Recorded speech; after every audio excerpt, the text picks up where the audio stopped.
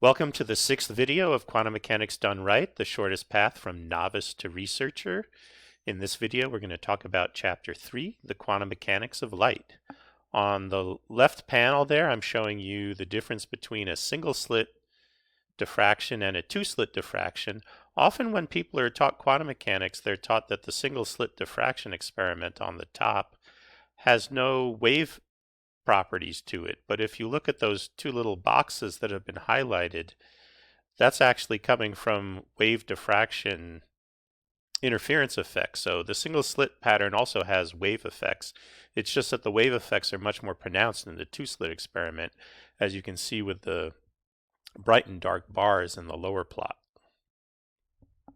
In quantum mechanics, of course, light is going to be hitting the screen in a stream of photons, and those photons, when you have low enough amplitude light, can hit the screen one by one, and they eventually build up this interference pattern, which is one of the most interesting things about quantum mechanics, how you can have this wave and particle duality about individual quanta.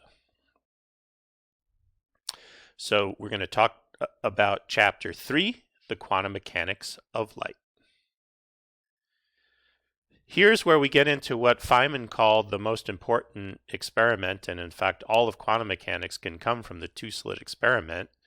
It is the two-slit experiment, and we use the Feynman ideas from his QED book to both explain the experiment and show how you would do calculations to make predictions of what kinds of patterns you would see from an experiment. And this is an image taken from one of our tutorials, which allows you to work through all of these kinds of details. Of course, the book links to these different tutorials, so you'll have an opportunity to experience them yourself as well. We also cover a number of additional experiments with light. We look at partial reflection from a surface of glass. We look at single slit diffraction. Of course, the two-slit experiment, two-slit diffraction. We look at experiments where we add detectors, so they're watched experiments. We look at what happens with the quantum mechanics of mirrors, and then from that also diffraction gratings. We look at how lenses work, and in all of these cases we are also going to be giving a rather robust quantum description of all of this different phenomena, also following very closely with the way that Feynman did it. All right, let's go ahead and browse through the chapter. This is a chapter that starts with a quote from a fantastic poet, Amanda Gorman, "For there is always light if we're only brave enough to see it, if we're only brave enough to be it." Light is really focused on wave-particle duality, so that's how we start our discussion. And these kinds of experiments where you look at individual photons hitting a screen, but eventually they create a pattern, is part of the wave-particle duality story, and it's a very interesting story, and one that anyone who understands quantum mechanics needs to understand well. We work with the Feynman rules, which are stated here on this page, to allow us to describe these different kinds of experiments. And his rules involve clocks, and each clock will then create an arrow that is associated with each path. And then you have to add the arrows together by combining them head to tail. You'll get a final arrow. And then you have to square the length of the final arrow to get you a final probability. It's a rather simple set of rules. However, it would be very tedious to try to do those rules by hand. And that's where those tutorials that we have created and animations really help you learn the material. And all of them are linked in the electronic book, and there are tiny URLs to get you to them in the printed book. So we do simple experiments like you shine a source into a detector and what do you see? We then look at building up to partial reflection of light off of a surface, and then after that we look both at how the light is transmitted and how the light is reflected off of the surface. That's what's being talked about here. Of course, there are multiple reflections and multiple paths that can take place, so we talk about that and how that changes the story.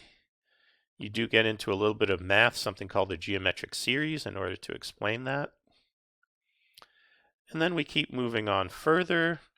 We will start talking about interesting things such as the colors of an oil slick. Unfortunately, this is a black and white image, but it gives you a sense of what an oil slick would look like if you illuminated it with single colored light. And then we further developed the quantum theory of light, starting with single slit diffraction and then moving on after we've understood single slit diffraction into two slit diffraction. There's quite a bit that we talk about with single slit diffraction because you can do things like vary the color of the light, vary the slit widths, and so forth. And the quantum mechanical theory tells you everything about exactly how that's going to work. Then we get to the two-slit experiment, and one of the interesting things in the two-slit experiment is that it behaves differently whether you have one slit open or the other slit open or both slits open. And when you try to watch at the slits to see how does this happen, you find that the results change again. So the real world doesn't allow us to actually determine precisely how this occurs. We call that the quantum mystery. And this is essentially what Feynman was talking about when he said, no one understands quantum mechanics. It's really this quantum mystery of how do photons understand that they behave one way when they are being watched and a different way when they are not. Now, our formalism, which we're going to get into the actual formalism later, I believe it's in chapter 6, shows us precisely how this occurs. It's an issue of whether or not you are in an entangled state or you're in a product state superposition. But even with that formalism, you can't really say that you actually understand it. You can see how it works, but it doesn't give you the mechanism by which the photon or any quantum particle is able to carry out this magical dance. And so that's why we call it the quantum mystery. The quantum mystery will appear in a number of other places as well. And here we have different patterns of light going through two-slit experiments where the color is changing and the patterns change. And we talk about subtleties such as what happens if you have one detector, or what happens if the detectors don't work all of the time, what happens when you have three slits, and so forth. There's lots of complications you can get into in looking at all these different properties of light. And then we start applying these. One of the applications is to mirrors. And when you understand how a mirror works, you can then understand how a diffraction grating works. The diffraction gratings are quite interesting objects. They were used to actually determine the spectra that comes from atoms. They were used to discover things like helium in the sun. So helium was not first discovered on Earth, it was discovered in the sun. So there's a lot of interesting stories that come from diffraction gratings. And then we talk about how lenses work. Lenses are an interesting thing, and you can understand them through the quantum mechanical theory rather simply. And that then takes us to the end of the chapter. Hey guys, let's do quantum right.